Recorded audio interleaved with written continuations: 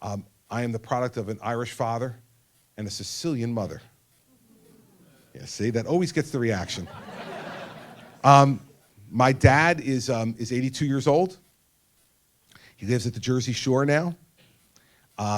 We live stream these town hall meetings over the internet. So Dad is watching this morning. Ben's working the camera, watching. Dad's watching. Good morning, Dad. If he were here today, you all would really love him. He's a gregarious, outgoing, kind of backslapping, hugging guy. He would take pictures with all of you if you wanted it. He would tell you embarrassing stories about me from when I was a kid and laugh and enjoy it and embarrassing me. He would have a great time. He's just one of those guys. He's just a really fun-loving, great guy. I've told him, though, that despite all those great traits of his, that in the automobile of life, he was merely a passenger. Mom was the driver. Yeah, Mom set the rules. Mom was judge, jury, and executioner. She liked the last part the best. And she had all the rules that she set, but the biggest rule in our house was, growing up, there is no suffering in silence. Now, I believe that Mom set this rule because she was the one who utilized it the most. And so she would, every time that she had something on her mind, there was some problem, she would put it out there, every time. And when I got to be a teenager finally, and I'm the oldest, I got to be a teenager finally, I'd start to push back, enough, all right, I get it. I hear you, stop. And she'd say, no, Christopher, you're gonna hear it. I gotta get it off my chest. There'll be no deathbed confessions in this family, you're hearing it now. And that's what she did, that's the way she lived her life. And she forced us to live our lives that way, no suffering in silence. So I said, I have an Irish father, I had a Sicilian mother because 11 years ago, Mom passed away. And she was a lifetime smoker. And she smoked from the time she was 16 years old in 1948. And it inevitably led in the spring or late winter of 2004 rather, when she was 71 years old, to a diagnosis of lung cancer. She got diagnosed on Valentine's Day of 2004. And for any of you who got through this, you know that lung cancer can go one way or the other. It can either be kind of a long, lingering disease that takes a long time to kind of bring someone to the end, or it can happen very quickly. In my mom's case, it unfortunately happened very quickly. I was U.S. attorney at the time, and I was off at the U.S. Attorney's National Conference in San Diego. And I got a call from my brother. It's the end of April of 2004. And he called and he said, listen, Mom's taking a real turn for the worse. And the doctors say, if you don't get home now, you may not get to see her again. So I took the red-eye flight that night home from San Diego, landed in Newark, got my car, drove to the hospital where Mom was. And when I got there, they had started to give her morphine. And so for those who got through that piece of it, that's kind of the last step. And they're just trying to manage her pain and make her comfortable. And so it made her sleep. And so I sat there next to the bed for a while. She was sleeping. And she finally woke up, and it was typical of my mother. Now, she hadn't seen me for a week. And so she woke up, and there was like no hello, or how are you, or how was your trip, or how was... She looked at me, she goes, what day is it? I said, well, good morning, Mom, how are you? I'm here to sit with you today, but it's Friday. And she said, and what time is it? I said, it's 9:30 in the morning. And she said, go to work. I said to her, Mom, I just flew across the entire country to spend the day with you. I'm not going to work. I took the day off. I'm spending the day with you. And she looked at me and she said, Christopher, it is a work day. Go to work. And I looked at her, I said, are you afraid of not getting your taxpayers' money's worth today? Like, I'll make up the time. Don't worry about it. I'm going to stay with you today. Stop already, okay? I'm staying here. And she reached over and she grabbed my hand. She said, Christopher, go to work. It's where you belong.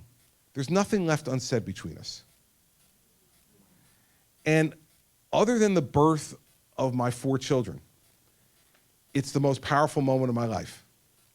My mom was looking at me and giving me permission to let her go. And as I sat there, I thought to myself, damn, she's right.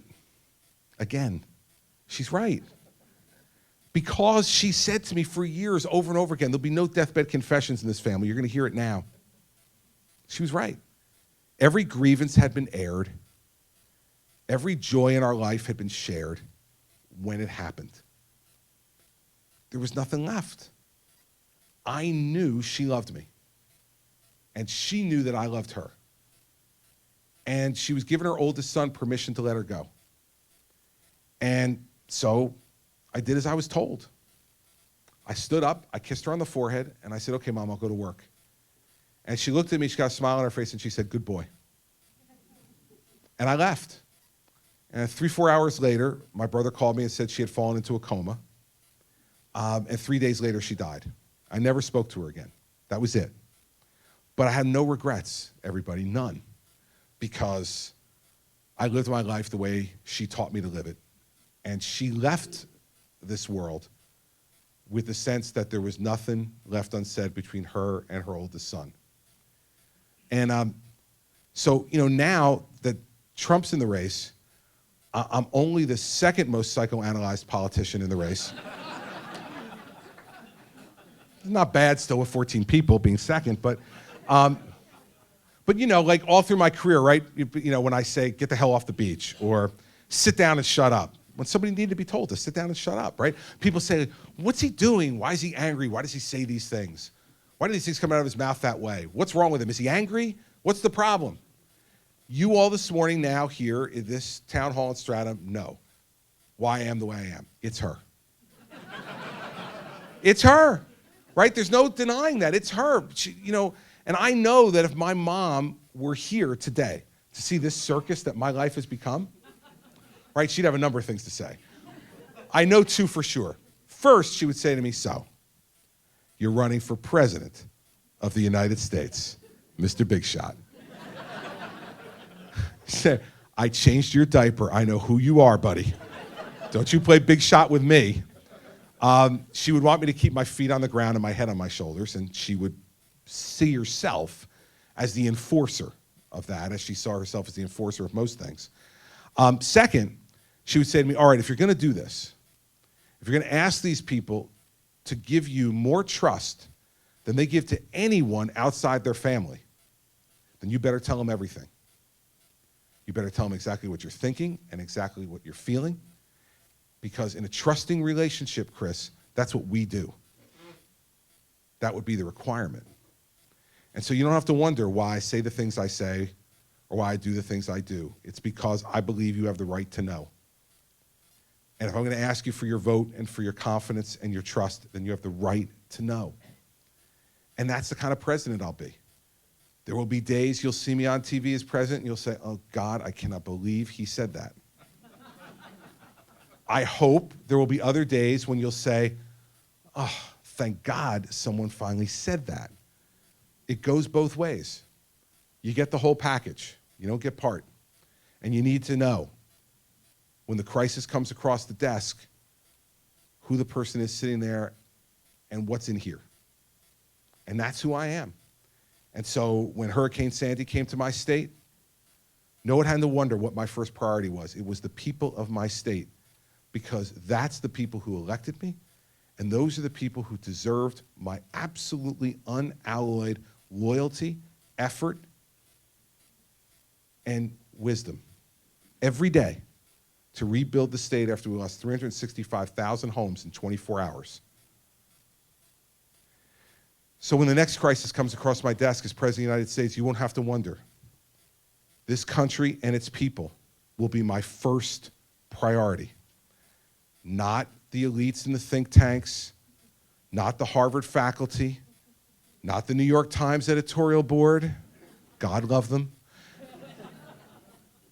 not the big donors. It'll be the people of the country who elected me.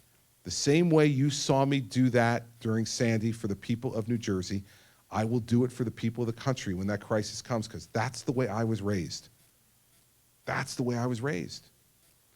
And so, you never have to wonder about me. I want to be president of the United States. I'm not one of these people wandering around Iowa and New Hampshire to get a book deal.